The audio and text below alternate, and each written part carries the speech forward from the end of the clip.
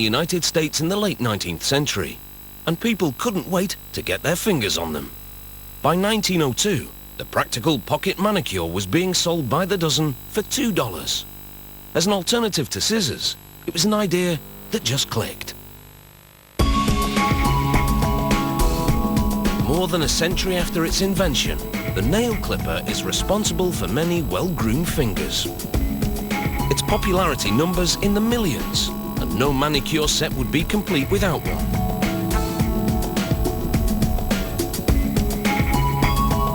Production begins with this elaborate die. It's about 1 meter in length and has 12 different shaped openings. Hydraulic machinery repeatedly forces a steel sheet through the various openings. With each stroke, the parts look more like nail clipper jaws. The clipping edge starts out straight and blunt and gradually becomes concave. The machinery also cuts and shapes the holes for assembling the nail clippers. In just 1 minute, a total of 80 strokes generate a dozen nail clipper jaws.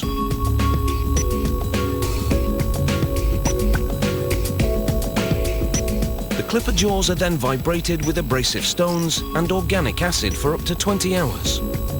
This gentle polishing makes the parts gleam, but doesn't ruin the edges and contours.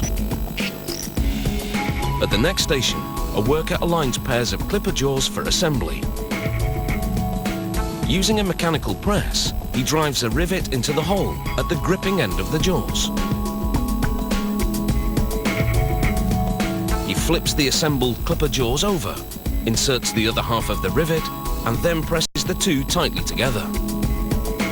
The rivet locks the gripping end of the nail clippers together so that the two jaws can't be twisted apart. Next, a worker smooths the edges of the clipper's gripping end against an abrasive wheel. This grinding evens out any irregularities and makes the two clipper jaws appear as one at the gripping end.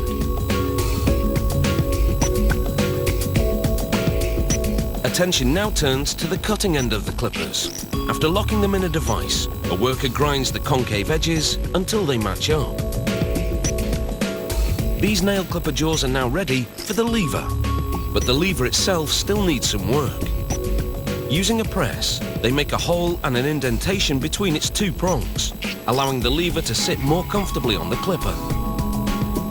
Levers are then fed, one at a time, to a set of drills that carve holes into the prongs of the fork. The holes are just big enough for a pin that's 1.3 millimeters in diameter. Here's the view from the side, before and after drilling. A worker now inserts a bolt in the cutting end of the clipper jaws. This bolt has a small hole in the end of it. He presses the jaws together, and it's now time to attach the lever.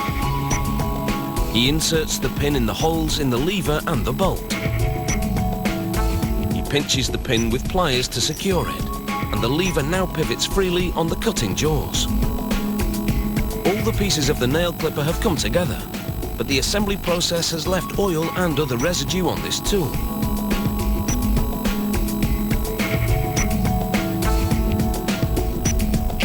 It's time for a cleaning in a tub. Once they dry, a worker uses a combination of acid and positive electrodes to etch the company's name and item number onto the nail clipper. The next employee sands the cutting edges to sharpen them. It takes skill and practice to get them just right. He holds the nail clipper to the light and scrutinizes the alignment of the jaws as he opens and closes them.